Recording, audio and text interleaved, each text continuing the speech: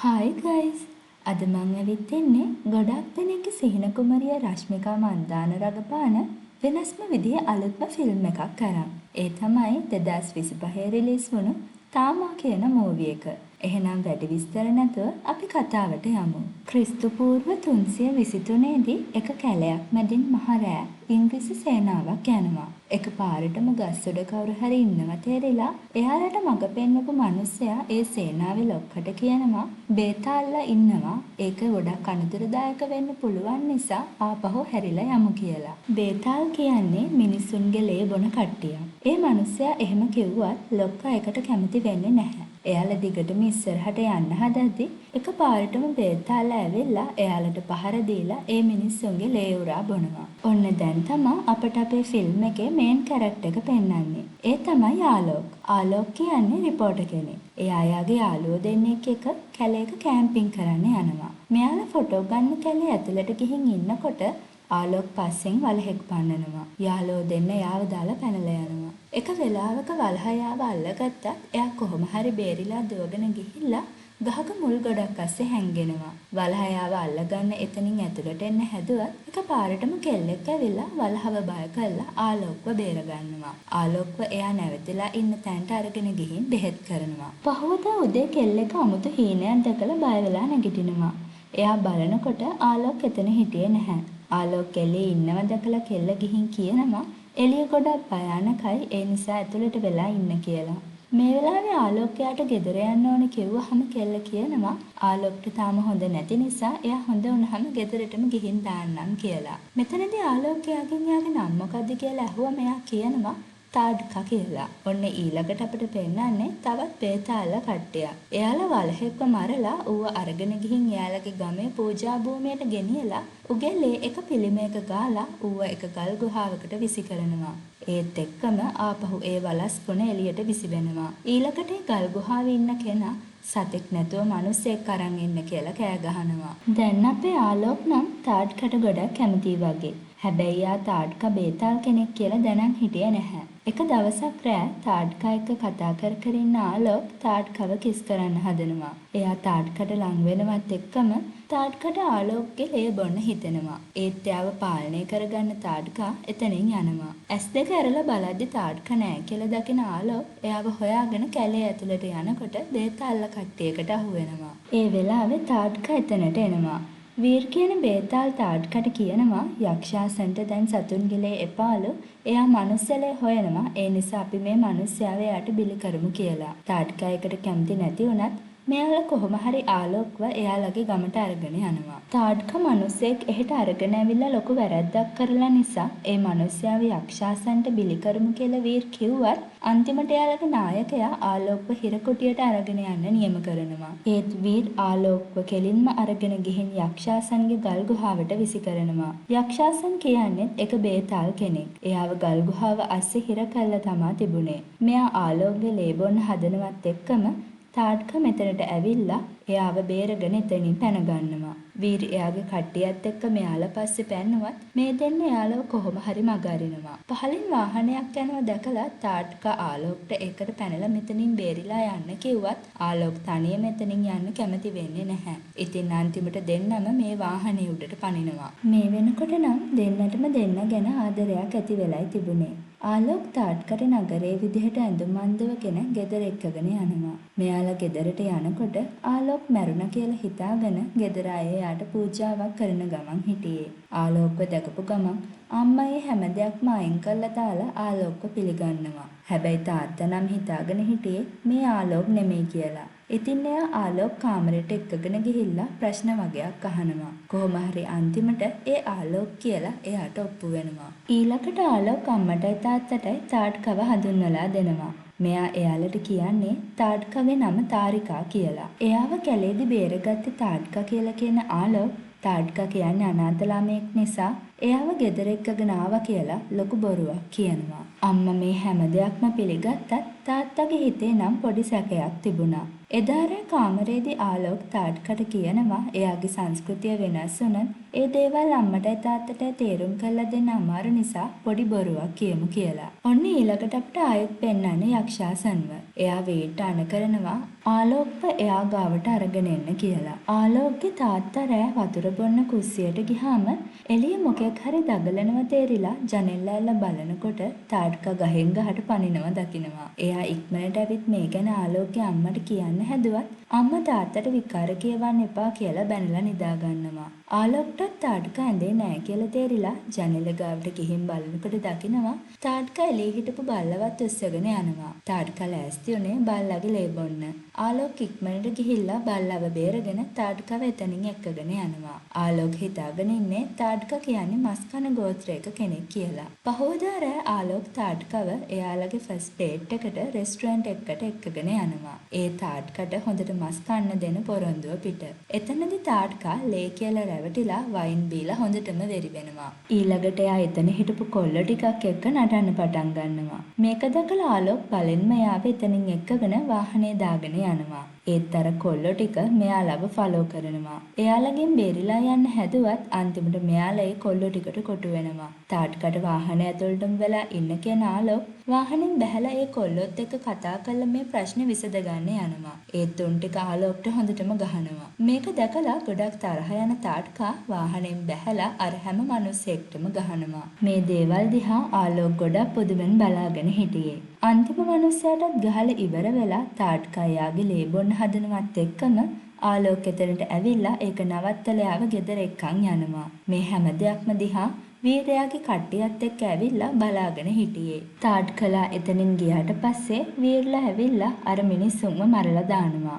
ගෙදර ආවට පස්සේ ආලෝක් තාත්කගෙන් මේ සිද්ධ වෙච්ච දේ ගැන අහනවා. තාත්කාර මිනිස්සයාගේ බෙල්ල හපන්න ගියප එක දැකලා ආලෝක් ගොඩක් බය වෙලා හිටියේ. තාත්කා කියන්නේ මිනිමස් කන කෙනෙක්ද කියලා ආලෝක් ඇහුවම එයා කියනවා නැහැ එයා ලේ බොන කෙනෙක් කියලා. ඊට පස්සේ එයා කියනවා එයා බේතාල් කෙනෙක්.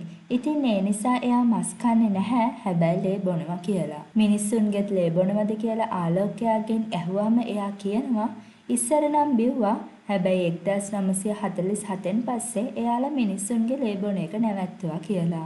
1947 දී සිද්ධ වෙච්ච කැරැල්ලකදී මෙයාලා දැකලා තියෙනවා මිනිස්සුන්ව ගොඩක් මරනවා. ඉතින් ඒ නිසා එයාලා හිතලා තියෙනවා මිනිස්සු තමන්ගේම ජාතියේ කට්ටියව මරනවා කියන්නේ එයාලගේ ඇඟේ දුවන්නේ විෂ ලේ කියලා. ඉතින් මේ නිසා එයාලා මිනිස්සුන්ගේ ලේ බොන එක නවත්තලා දාලා. මේ කතාව අහන් ඉන්න ආලෝක් කියනවා බොරු කියන්න එපා අර ගල් ගුහාවේ හිටපු මිනිස්සයා මගේ ලේ බොන්න ගියා කියලා. එතකොට තාත්කා කියනවා ඒ නිසා තමයි අපි එයාව ශාපලත් කන්දේ හිර කළේ කියලා. ඒ කවුද කියලා ආලෝක් තාත්කාගෙන් අහනවා. තාත්කා කියන දෙයින් අපිට තේරෙන්නේ යක්ෂාසන් කියන්නේ අනිත් හැමෝටම වඩා ගොඩක් බලවත් කෙනෙක්. එයා තමා බේතාල්ලගේ මුතුන් මිත්තා. එයා තමා හැම බේතාල් කෙනෙක්වම හදලා තියෙන්නේ. එයා මිනිස්සුන්ගේ ලේ බීලා බේතාල්ලා කරලා. ඒත් මිනිස්සුන්ගේ ලේ බොන එක තහනම් වුණාට පස්සේ එයා මිනිස්සුන්ගේ ලේ බීලා තියෙනවා. ඉතින් නීතිය කඩපු වැරද්දට එයාව ගුහාවේ හිර කරලා තියෙනවා. හැබැයි කවුරු හරි තව බේතාල් කෙනෙක් මිනිස්සෙක්ගේ ලේ බීලා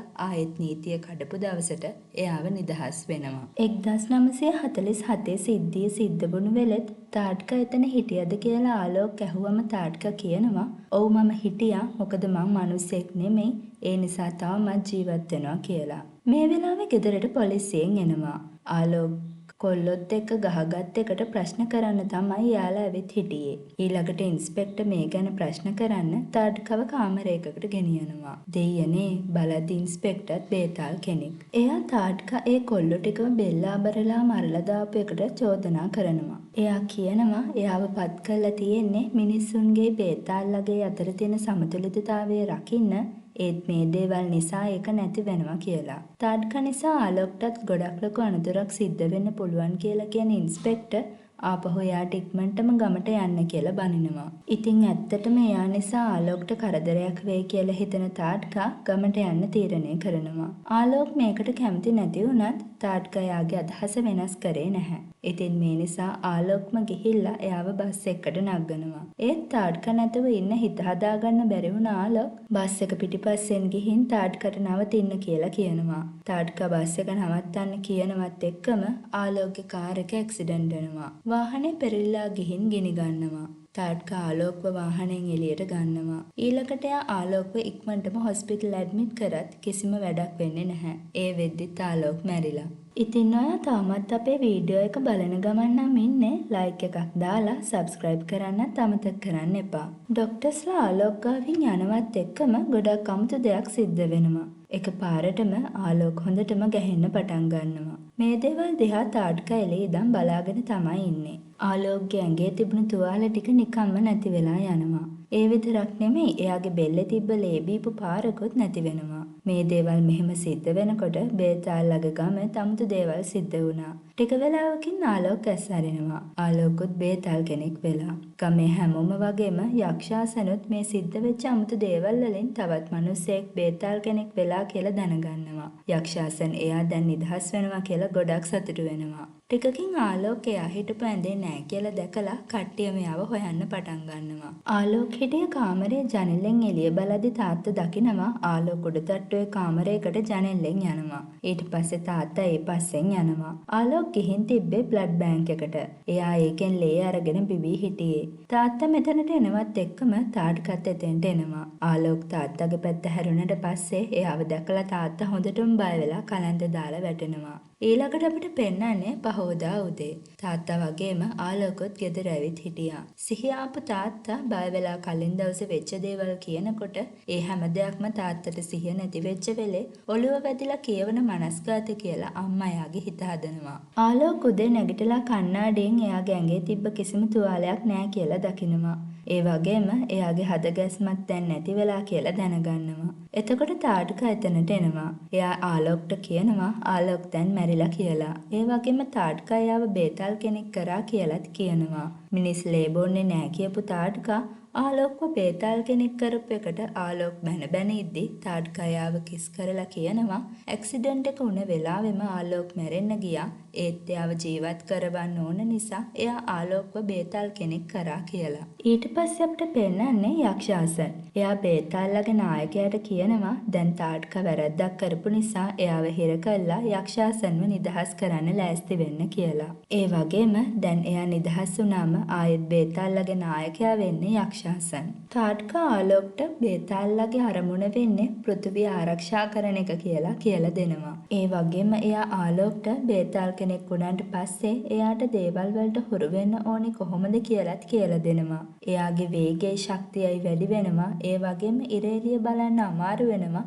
ඒ විතරක් නෙමෙයි මිනිස්සු දැක්කම ලේ බොන්න හිතෙන එකත් වැඩි වෙනවා. ඒ නිසා ඒ දේවල් වලට හුරු වෙන්න කියලා එයා ආලෝක්ට කියනවා.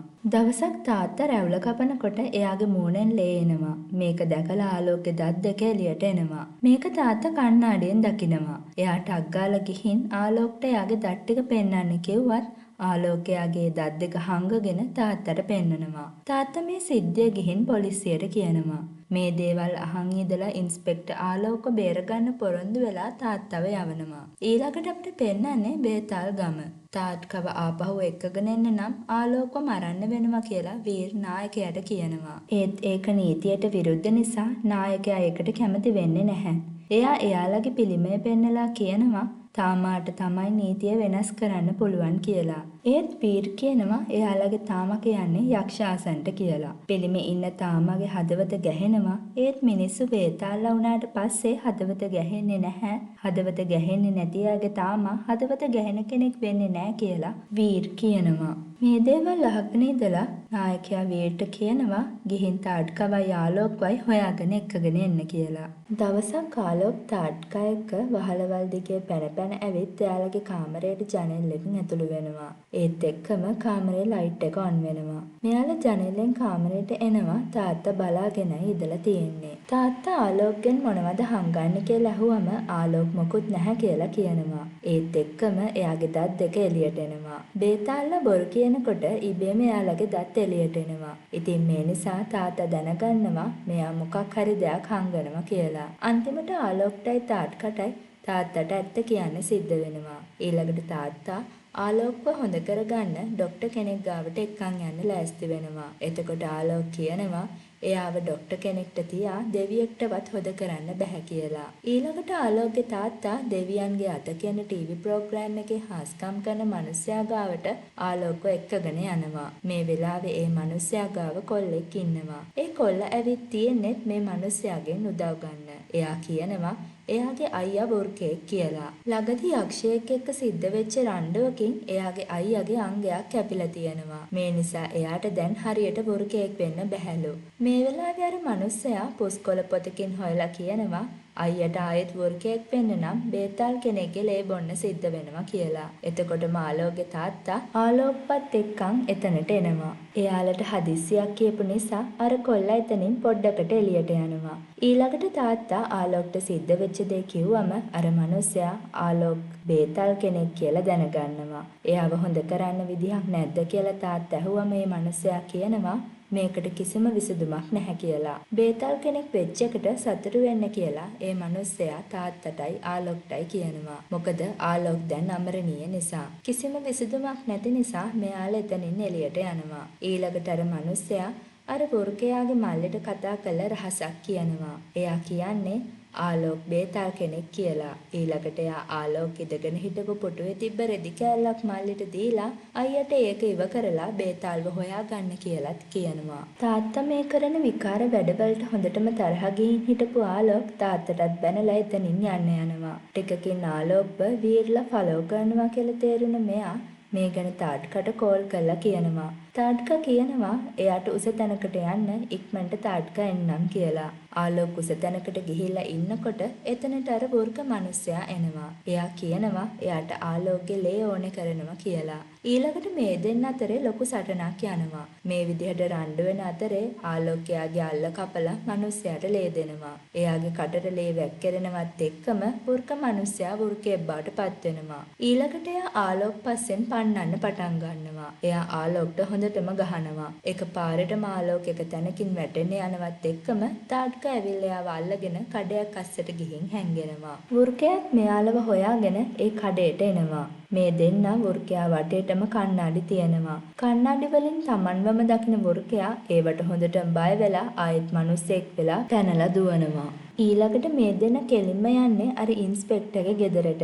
මෙතනදී ඉන්ස්පෙක්ටර් දැනගන්නවා ආලෝක් දැන් බේතාල් කෙනෙක් වෙලා කියලා. ඊළඟට මෙයාලා අහනවා මේ ආලෝක් පස්සෙන් අර වෘකයා එන්නේ ඇයි කියලා. වෘකයෝ කියන්නේ බේතාල්ලගේ ගොඩක් ලොකු හතුරු කියලා කියන ඉන්ස්පෙක්ටර් වැරදිලාවත් ආලෝක්ගේ ලේ වෘකයා බිව්වේ නෑ නේද කියලා අහුවම වෘකයා ආලෝක්ගේ ලේ බිව්වා කියලා එයා කියනවා. මේක අහලා හොඳටම කලබල වෙන ඉන්ස්පෙක්ටර් කියනවා බේතාල් කෙනෙක්ගේ ලේ බිව්වම වෘකයාගේ බලය 10 ගුණයකින් වැඩි වෙනවා. දැන් එයාට ආලෝක්ගේ ඔක්කොම ලේ බොනකම් සැනසෙල්ලක් නැති නිසා එයා දිගටම ආලෝක්ව හොයනවා කියලා. දැන් හැමෝටම ආලෝක්ව ආරක්ෂා කරන්න වෙන නිසා ඉන්ස්පෙක්ටර් මේ දෙන්නවත් එක්කගෙන බේතාල්ලා විතරක් ඉන්න ක්ලබ් එකකට යනවා. මෙතනදී ඉන්ස්පෙක්ටර් ආලෝක්ට හොඳටම ලේ පොවලා මත් කරවනවා. ඊළඟට ආලෝක් නැගිටිනකොට හැමෝම එයාගේ වටේ වට වෙලා හිටියා. එයා තාත්කා කෝ කියලා ඇහුවම ඉන්ස්පෙක්ටර් කියනවා එයා යන්න ගියා කියලා. ඊට පස්සේ ඉන්ස්පෙක්ටර් කියනවා ඔයා ඇත්ත කතාව දන්නේ නැහැ කියලා. එදා රෑ ආලෝක් මත් වෙලා ඉන්නකොට එතෙන්ට වීර ඇවිල්ලා තාත්කාව එක්කගෙන ගිහින්. මොකද තාත්කා මිනිස්සෙක්ව බේතාල් කෙනෙක් කරපු වැරද්දට අවුරුදු 100කට හිරේට යන නියම වෙච්ච නිසා. තාත්කා ආලෝක්ව දාලා යන්න බැහැ කිව්වම ඉන්ස්පෙක්ටර් කියනවා දැන් වෘකයා ආලෝක්ව හොයන නිසා අපි හැමෝම එයාව පරිස්සමට බලා ගන්නම්. ඒ නිසා ඔයා දැන් බේතාල් ගමට යන්න කියලා. ඉතින් මේ නිසා ආලෝක් ගාවට ඇවිල්ලා එයා දිහා බලන් ඉඳලා තාත්කා පහු ගමට යනවා. මේ දේවල් අහලා ආලෝක් තාත්කව හොයාගෙන යන්න හැදුවත් හැමෝම එයාව නවත්තනවා. ඊට පස්සේ ඉන්ස්පෙක්ටර් ආලෝක්ට කියනවා එයාට ගෙදරට වෙලා ඉන්න ඉන්ස්පෙක්ටර් කියනකම් ආයේ එළියට එන්න එපා කියලා. ආලෝක් ගෙදර යනකොට තාත්තා එයාට කතා කරලා අහනවා තාත්කා කෝ කියලා. එතකොට ආලෝක් කියනවා එයා එයාගේ ගමට ගියා තාත්තා මං වෙනුවෙන් නීති කඩලා දැන් දඩුවම් විඳිනවා ඇති කියලා. මේ දේවල් අහලා තාත්තා කියනවා එයා ඔයා වෙනුවෙන් නීති කැඩුවා නම් ඔයත් එයා වෙනුවෙන් නීති කඩන්න ගිහින් එයාව බේරගන්න කියලා. මේ කතාව අහලා ආලෝක් බේතාල් ගමට යනවා. ආලෝක් යනකොට තාත්කව හිර කරන්න ලෑස්ති කරලා තිබුණේ. යක්ෂාසන් පෙරහැරකින් එතනට එනවා. ඊට පස්සේ නායකයා මන්ත්‍ර කියලා එයාගේ දන්වැල් ලිහිනවා. ඒත් එක්ක මේ දන්වැල් ගිහිල්ලා තාඩ්කගේ අත් දෙකට වැටෙනවා. තාඩ්කට දැන් හිරේට යන්න ලෑස්ති වෙන්න කියලා එක එක විකාර කතා ගොඩක් යක්ෂාසන් කියනවා. එතකොටම එතනට ආලෝක් එනවා. තාඩ්කගේ දඩුවම ලෙහෙල් කළා මාස 2කින් ඉවර කරන්න කියලා ආලෝක් යක්ෂාසන්ට කියනකොටම එයා අනිත් අයට ආලෝක්ට පහර දෙන්න කියලා කියනවා. ආලෝකුයි වීරුයි අතරේ ගොඩක් ලොකු සටනක් යනවා. මෙතනදී වීර හොදටම පිච්චෙනවා. ආලෝක්යාව යක්ෂාසන්ගේ කකුල් දෙක මුලට විසි කරනවා. වීර යක්ෂාසන්ට ලැජ්ජ කරපෙකේ තරහට යක්ෂාසන් වීර්ගේ බෙල්ල හපලා මරලා දානවා. ආලෝක් ගිහිල්ලා තාඩ්කගේ දන්වැල් ගලවන්න හැදුවත් ඒක කරන්න පුළුවන් දෙයක් නම් උනේ නැහැ. ආලෝක්ට මෙතනට වෙලා ඉන්නේ නැතුව ආපහු යන්න කියලා තාඩ්ක කිව්වත් ආලෝක් අහන්නේ නැහැ. එයා තාඩ්කව කිස් කරලා කියනවා එයා කොහෙවත් යන්නේ නැහැ කියලා. ඊළඟට ආලෝකයේ යක්ෂාසනයේ අතරේ ලොකු රණ්ඩුවක් යනවා. යක්ෂාසන් ගහපු පාරකින් එක කණුවක් ආලෝකෙ පිටට වැටිලා එයා යට වෙනවා. තාඩ්ක කර කියා ගන්න දෙයක් නැතුව නායකයා දිහා බලන් ඉද්දි නායකයා මන්ත්‍ර කියලා එයාගේ දන්වැල් ලිහිනවා. ඒත් එක්කම යක්ෂාසන් නැවිලා තාඩ්කගේ බෙල්ල හිර කරනවා. මේ වෙලාවේ ආපහු නැගිටින ආලෝක් යක්ෂාසන්ව තල්ලු කරලා දානවා. ආයෙත් මේ දෙන්න අතර සටනක් යනවා. තාඩ්කත් ආලෝක්ට උදව් කරනවා. ඒත් එක පාරම තාඩ්ක විසි වෙලා ගිහිල්ලා වැටෙනවා. ඊළඟට වෙන්නේ හිතන්නේ නැති දෙයක්. යක්ෂාසන් ආලෝක්ගේ බෙල්ල හපනවා. ආලෝක් ගෙහෙම්ම බිම වැටෙනවා. තාඩ්ක දුවගෙන ඇවිල්ලා ආලෝක්ව අල්ලගෙන ගොඩක් හයියෙන් කෑ ගහනවා. මේ සද්දේ අර පිළිමේ හදවතට වැදිලා ඒක පුපුරලා ඇවිල්ලා ආලෝක්ගේ ඇඟට ඇතුල් වෙනවා. ආලෝක්ට ආයෙත් පණ ලැබෙනවා. එයාගේ හදවත ගැහෙන්න පටන් ගන්නවා. ඊළඟට එයා ආයෙත් ගිහින් යක්ෂාසන්ට හොඳටම පහර දීලා එයාගේ බෙල්ල හපන්න යනවත් එක්කම තාඩ්ක එක නවත්තනවා. ඊට පස්සේ යක්ෂාසන්ව ආයෙත් දන්වැල් දාලා ගුහාව අස්සේ හිර කරනවා. බේතාල් ගමේ තාමා බවට ආලෝක් පත් වෙනවා. අලුත් යුගයක් පටන් ගන්නවා. ඒත් මේ හැම දෙයක්ම අතරේ තවත් ගොඩක් ලොකු නරක දෙයක් සිද්ධ වෙනවා. ගිනි අඟුරු වලින් හැදිච්ච ඔළුව අතේ තියෙන මිනිසෙක් වගේ කෙනෙක් ඇවිල්ලා යක්ෂාසන්ව එතනින් අරන් යනවා. යක්ෂාසන් දැන් නිදහස් වෙලා නිසා එයා මිනිසුන්ගේ ලේබිලා ගොඩක් ශක්තිය වැඩි කරගෙන ආලෝක්ලට විරුද්ධව සේනාවක් හදාගනී කියලා අර කලින් හිටපු නායකයා කියනවා. ඉතින් මේ නිසා ආලෝක්ට ගොඩක් ශක්තිය වැඩි කරගන්න සිද්ධ වෙනවා කියලාත් එයා කියනවා. ශක්තිය වැඩි කරගන්නේ කොහොමද කියලා ආලෝක් ඇහුවම එයා කියනවා පුරුකෙක්ගේ ලේ බීලා කියලා. මේ වෙනකොටත් පුරුකයා ආලෝකව හොයාගෙන බේතාල් ගමට ඇතුල් වෙලා හිටියා. ඉතින් මෙන්න මේ විදිහට අපේ ෆිල්ම් එක ඉවර වෙන්නේ තවත් කතාවක ආරම්භයක් එක්ක. ඔයාලා තාමත් අපිව subscribe කරලා නැත්නම් පල්ලෙහා subscribe button එක click කරලා like එකක් දාලා ඔයාලගේ අදහස් comment කරන් යන්නත් අමතක කරන්න එපා. එහෙනම් අපි තවත් මේ වගේ වෙනස්ම විදිහේ ලස්සන movie එකකින් ඉක්මනටම හම්බෙමු. bye.